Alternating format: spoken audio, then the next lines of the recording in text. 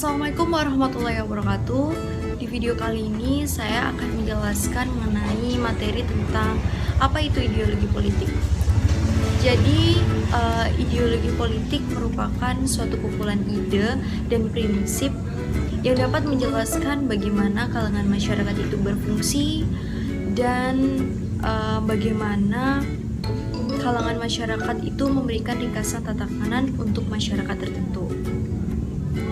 Selain itu, ideologi politik juga biasanya berkaitan dengan bagaimana kekuatan mereka dan bagaimana untuk mencapainya. Jadi maksudnya bagaimana kekuatan yang ideologi itu miliki dan cara mencapainya, tujuan-tujuannya itu bagaimana. Itu biasanya ideologi politik itu berkaitan dengan tujuan-tujuan yang ingin dicapai.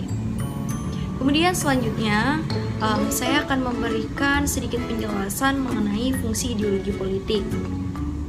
Namun ada satu fungsi khusus yang ada dalam ideologi politik, yaitu ideologi politik sebagai pola untuk berorganisasi, berintegrasi dalam tindakan manusia.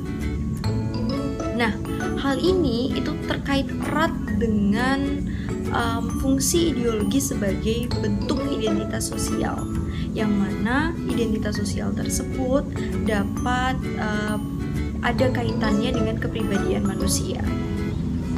Kemudian untuk fungsi umumnya itu adalah yang pertama, ideologi politik itu memberikan suatu sistem yang politik sehingga strukturnya itu dapat kognitif, terstruktur dan terencana dengan baik.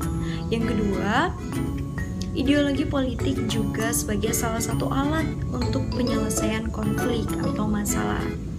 Yang ketiga, ideologi politik itu menawarkan sebuah formula untuk mencapai suatu tujuan-tujuan yang ingin dicapai.